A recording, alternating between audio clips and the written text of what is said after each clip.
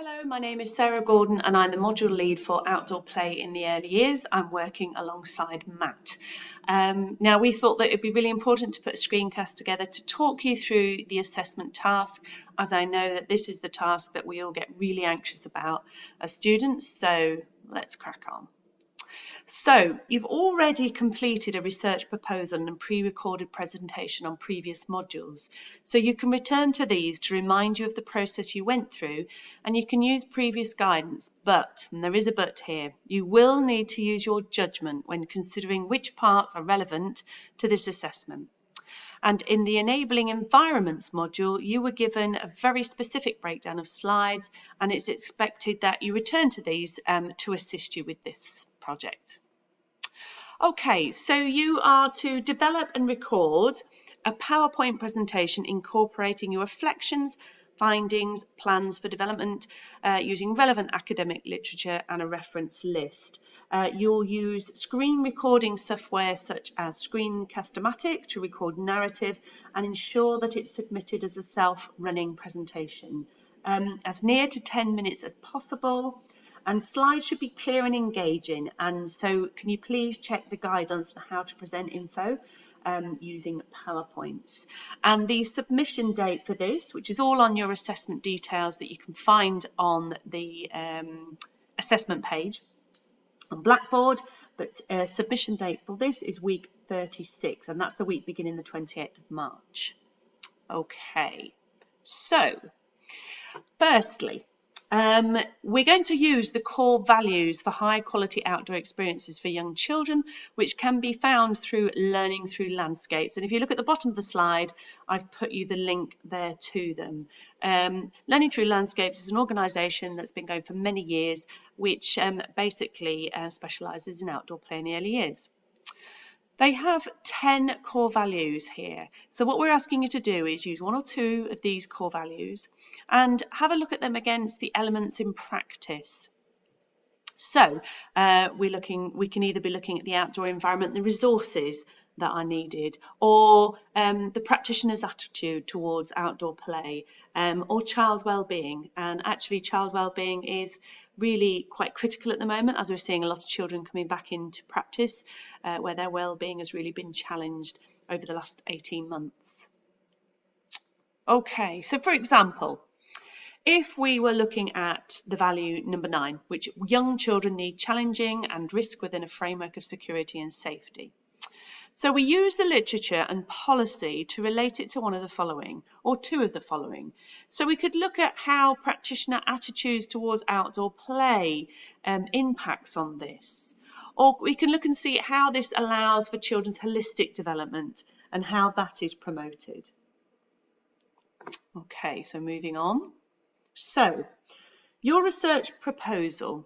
I can't reiterate enough here that to have a look at this book, The Research Methods in Early Childhood. I've been using it a lot recently to help you and guide you on your research proposals across many different modules. So there are no human participants in this research proposal, and the documents are owned by your settings.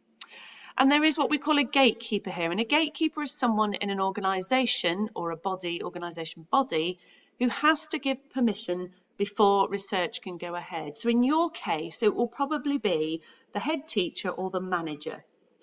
And you will need to create a consent letter to use. So that's basically asking your head or manager if this is okay for this research proposal to happen. So you will tell them about your research proposal, what it's about, how you want to go about it, and how you will be presenting it, and ask for their permission for this to go ahead.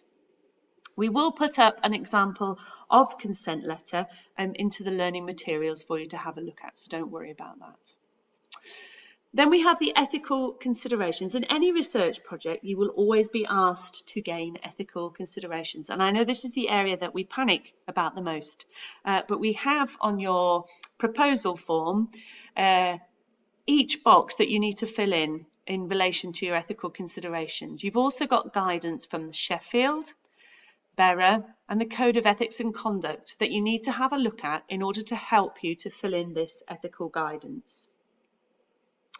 So informed consent will be in your letter to your manager or your head teacher.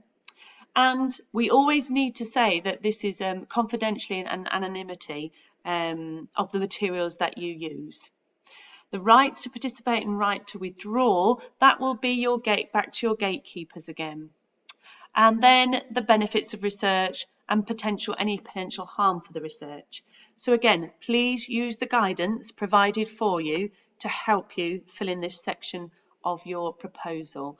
Once you have done this, you will either receive or not receive ethical approval, and then you can go ahead with your research. You cannot go collecting data or go ahead with your research until you have received this ethical approval.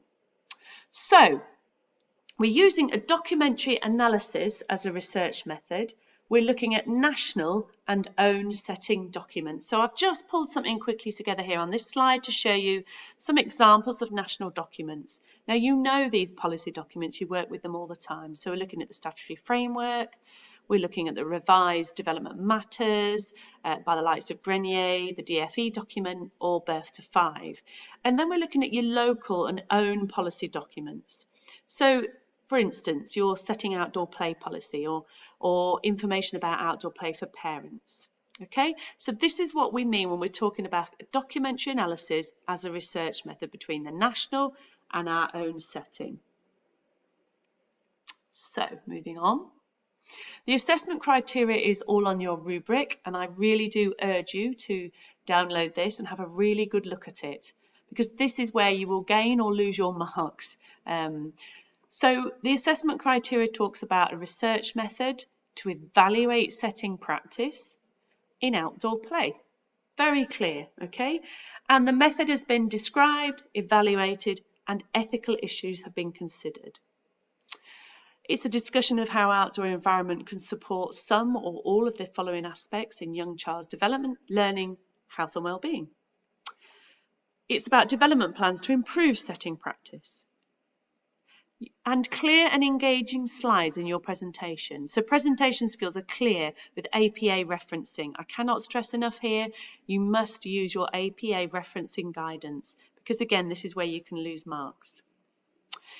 And that the relevant academic information for a wide range of appropriate sources is accessed, and a lot of that you will be guided and signposted to through your weekly materials, but you can also access more through the library, online library.